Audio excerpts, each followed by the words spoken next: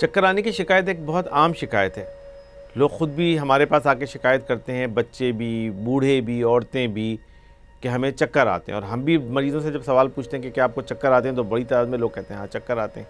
तो इसलिए ये एक बहुत कॉमन अलामत है, लेकिन इसके बारे में बहुत अवेयरनेस नहीं है डॉक्टर्स में भी और मरीज़ों में भी कि एक्चुअली चक्कर होती क्या चीज़ है।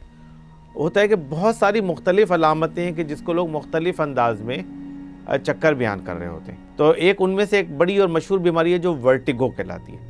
वर्टिगो एक्चुअली चक्कर की बीमारी, जिसको आम उर्दू ज़बान में घुमेरी भी कहते हैं, कि इसमें लोग इस बात की शिकायत करेंगे कि हर चीज़ सर के गिर्द घूम रही है। बाज़ औक़ात हर चीज़ घूम रही होती है और बाज़ औक़ात बंदा को ऐसा महसूस होता है कि मेरा सर घूम रहा है मुकम्मल तौर पे। और ऐसे मरीज़ के लिए उठना, बैठना, खड़े होना, लेटना वो बहुत मुश्किल हो जाता है। ये चक्कर ज़्यादातर किसी एक ख़ास पोजीशन में आते हैं और ये घुमेरी वाले जब चक्कर आते हैं तो ये बड़ी तकलीफ़देह और बड़ी परेशान कुन प्रॉब्लम होती है, क्योंकि उस बंदे के लिए उसको फंक्शन करना मुश्किल हो जाता है उस चक्कर के साथ। तो एक तो ये प्रॉब्लम होती है जिसको हम वर्टिगो कहते हैं, जिसमें हम बात करेंगे कि ये क्या होती है और किस तरह होती है, उसका इलाज किस तरह होता है। एक और दूसरी चीज़ होती है जिसको हम डिजीनेस कहते हैं या गिडीनेस कहते हैं, कि जिसके अंदर क्या होता है कि सर नहीं घूम रहा होता, लेकिन बंदे को या मरीज़ को अपना सर हल्का महसूस कर रहा होता है बंदा, और उसको लग रहा होता है कि उसका बैलेंस इतना अच्छा नहीं है, तवाज़ुन इतना अच्छा नहीं है उसको ना। जैसे ज़मीन से खड़े होते हैं बाज़ लोग, एकदम एक लम्हे के लिए सर चकराता है तो वो उनको थोड़ा शुरू में बैलेंस करने में मुश्किल होती है, या ऐसा लग रहा होता है कि जैसे आपकी बॉडी जो है ना वो आपके कंट्रोल में नहीं है, तो इसको हम डिजीनेस कहते हैं। ये एक अलग चीज़ है, इसका ताल्लुक़ इतना चक्कर से नहीं है, लेकिन आमतौर पर लोग इसको चक्कर की बीमारी के अंदर शामिल करते हैं। एक और बीमारी कहलाती है जो मोशन सिकनेस कहलाती है, जो एक्चुअली चक्कर से दूर से भी ताल्लुक़ नहीं उसका, लेकिन वो लोग इसके अंदर शामिल करते हैं। और वो क्या है कि ऐसा लगता है कि आपकी बॉडी, आप किसी कश्ती पे बैठे हुए हैं, आपकी बॉडी हचकोले खा रही है। यानी आप वैसे नॉर्मल बैठे हुए हैं, लेकिन लगता है कि आप किसी गाड़ी में बैठे हुए हैं, या आपकी बॉडी हिल रही है, या किसी ऐसी जगह बैठे हुए हैं कि जो हचकोले खाती है कश्ती, उसकी एक ज़्यादा अच्छी मिसाल है। तो वो एक्चुअली होती है वो मोशन सिकनेस है, लेकिन वो भी लोग उसको चक्कर कहते हैं। इसी तरह बाज़ औक़ात लोगों को कान के अंदर गूंज की बीमारी होती है, कि उनके कान के अंदर शोर की आवाज़ सुनाई देती है, जो कि एक्चुअली टिनिटस कहलाता है, लेकिन उसको भी लोग समझते हैं कि ये एक चक्कर की बीमारी हो गई, क्योंकि कान के अंदर एक मुसलसल गूंज आ रही है। इन तमाम जो अलामतें हैं उनमें एक ख़ास अलामत ये है कि बॉडी का बैलेंस थोड़ा सा अफेक्ट हो जाता है। उसकी वजह क्या है कि जो बॉडी के अंदर बैलेंस को कंट्रोल करने का ऑर्गन है, जो वेस्टिबुलर सिस्टम कहलाता है, और उसको कंट्रोल करने वाली जो नर्व वो वेस्टिबुलर नर्व कहलाती है, ये इन तमाम बीमारियों में थोड़ी थोड़ी मुतासिर होती है। तो इन तमाम बीमारियों में जो कॉमन फीचर है वो ये है कि बॉडी में ऐसा लगता है कि बैलेंस इतना अच्छा नहीं है, चलने में, खड़े होने में, बैठने में, बाज़ औक़ात लेटने में, तो उसकी वजह से ये प्रॉब्लम होता है। तो ये सारी बीमारियां जो ना एक हेड के अंदर आती हैं, और जिसको हम कहते हैं वेस्टिबुलर सिस्टम का डिसफंक्शन या वेस्टिबुलर सिस्टम का काम नहीं करना। इसके अंदर अब 3-4 बीमारियां ऐसी हैं कि जिनका अलग अलग से इलाज और डिस्क्रिप्शन आप पता होना चाहिए।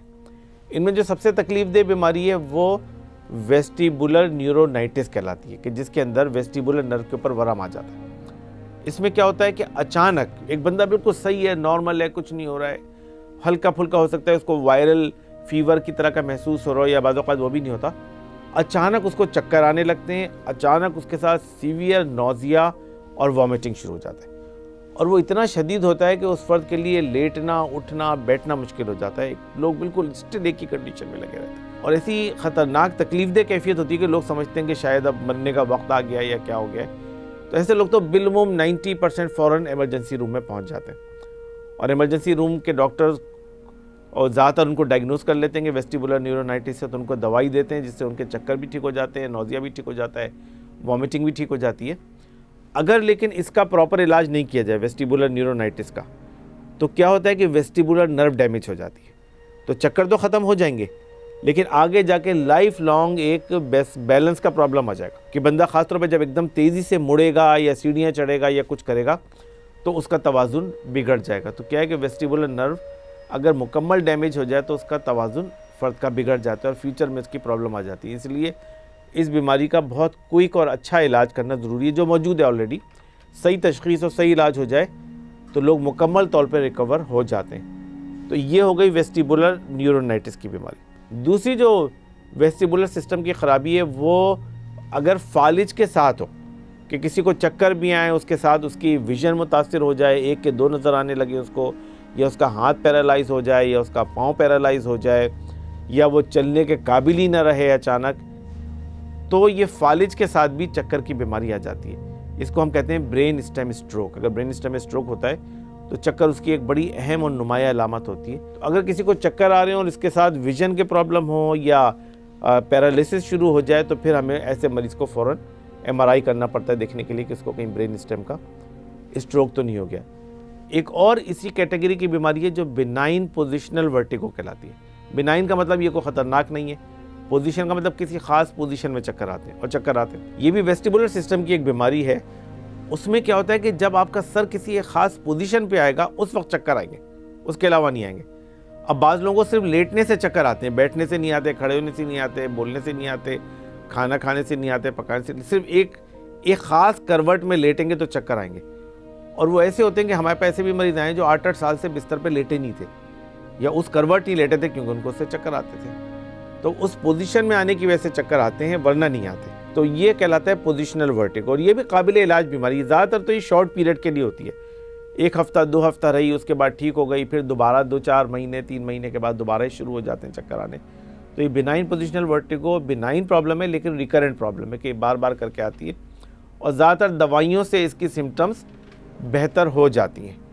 बकिया जो और इसकी बीमारियां हैं वेस्टिबुलर सिस्टम की, उसके लिए काफ़ी वेस्टिबुलर सिस्टम की एक्सरसाइज की ज़रूरत पड़ती है ताकि वेस्टिबुलर सिस्टम स्ट्रॉन्ग हो जाए और वो स्ट्रेस को बर्दाश्त करने काबिल हो जाए, जिसके नतीजे में ज़्यादा वेस्टिबुलर सिस्टम की अलामतें होती हैं। बकिया अब ये जो चक्कर की बीमारी है इसका इलाज 3 तरीक़ों से होता है। उनमें सबसे पहली चीज़ तो ये है कि इसकी सिम्टोमेटिक ट्रीटमेंट बहुत अच्छी मौजूद है। गोलियाँ ऐसी आती हैं कि जिससे चक्कर वक्ती तौर पे मुकम्मल तौर पे सप्रेस हो जाते हैं और ख़त्म हो जाते हैं, कंट्रोल में आ जाते हैं बड़ी हद तक। नोज़िया वॉमिटिंग कंट्रोल में आ जाता है तो लोग थोड़ा फंक्शन करने के काबिल हो जाते हैं। ये तो वक्ती इलाज है इसका। लेकिन बाज़ औक़ात इसका लॉन्ग टर्म इलाज चाहिए होता है कि बाज़ औक़ात महीना, 2 महीना, 3 महीना भी इसके इलाज करने की ज़रूरत पड़ती है। तीसरी चीज़ इसमें है रीएश्योरेंस, कि मरीज़ को इस बात का यकीन दिलाया जाए, इत्मीनान दिलाया जाए, क्योंकि चक्कर ऐसी बीमारी होती है कि जिसमें सब तरह लोग परेशान होते हैं कि पता नहीं कोई मोहलिक बीमारी तो नहीं है, कोई कैंसर तो नहीं हो गया, कोई ख़तरे वाली बात तो नहीं है। तो बिलुमुम जिन लोगों में और कोई अलामत नहीं होती उनमें MRI करने की भी ज़रूरत नहीं होती है। अगर खुदा न खास्ता कोई अलामत और पाई जाए तो फिर आप MRI करके देखेंगे कि उसको स्ट्रोक या फालिज या इस टाइप की कोई चीज़ तो नहीं हुई है। या अगर किसी फ़र्द को पहले से शुगर है, ब्लड प्रेशर है, कोलेस्ट्रॉल है और चक्कर आने शुरू हो गए तो उनमें आप देख सकते हैं कि इसको फालिज या इस टाइप की कोई अलामत तो नहीं हो गई है। लेकिन चक्कर के 90% लोगों में MRI करने की ज़रूरत नहीं होती, इसलिए कि वो नॉर्मल होता है। और सिर्फ 10% लोग जिनमें एबनॉर्मल होता है उनमें आपको अलामतें ऐसी मिल जाती हैं कि आप बता सकते हैं कि इसमें कोई ऐसी चीज़ है कि जो लग रहा है कि इसमें MRI करने की ज़रूरत है। तो तशख़ीस के लिए बाज़ लोगों को MRI की ज़रूरत होती है, बेशतर को ज़रूरत नहीं होती। तकरीबन तमाम लोगों को दवाइयों से वक्ती तौर पे आराम आ जाता है। अब आगे मसला है इसकी रिकरेंस का और दूसरा मसला है इसके लिए एक्सरसाइज करने का। तो ये 2 चीज़ें ऐसी हैं जो दवाइयाँ और एक्सरसाइज जो इसके अटैक को प्रिवेंट कर सकती हैं और इसको कम कर सकती हैं। क्योंकि अगर किसी को रेगुलर चक्कर आते हैं या किसी ख़ास पोजीशन में चक्कर आते हैं या उनके लिए ड्राइव करना मुश्किल है या लेटना मुश्किल है या घर के काम करना मुश्किल है, तो उनको आप दवाइयों और एक्सरसाइज के ज़रिए इतना सही कर सकते हैं कि वो अपने सारे डे टू डे एक्टिविटीज़ को बरकरार रख सकें और ये सारे के सारे काम कर सकें। तो इसलिए इस चक्कर की बीमारी को अगर किसी को चक्कर हो और वक्फे से आते हों या ज़्यादा शदीद हों तो उसको पहली बात है कि डॉक्टर से रुजू करना चाहिए। दूसरी बात है कि उसकी प्रॉपर तशख़ीस होनी चाहिए, क्योंकि चक्कर एक अलामत है, कोई बीमारी का नाम नहीं है।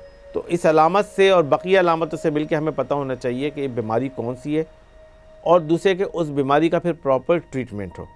उस बीमारी का प्रॉपर ट्रीटमेंट होने के साथ साथ उसकी एहतियात हो, उसका इलाज हो, तो उसके नतीजे में बीमारी सही हो जाती है।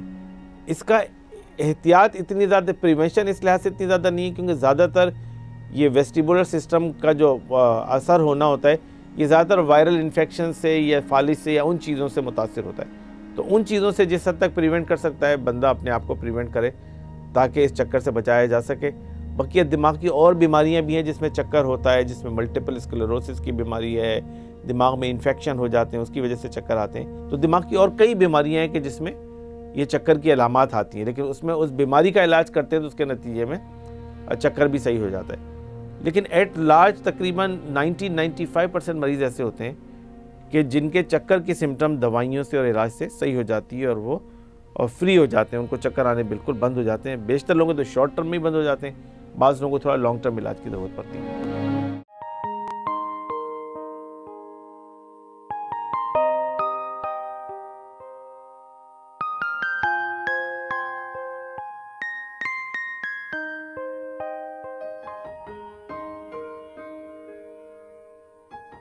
Thank you for watching.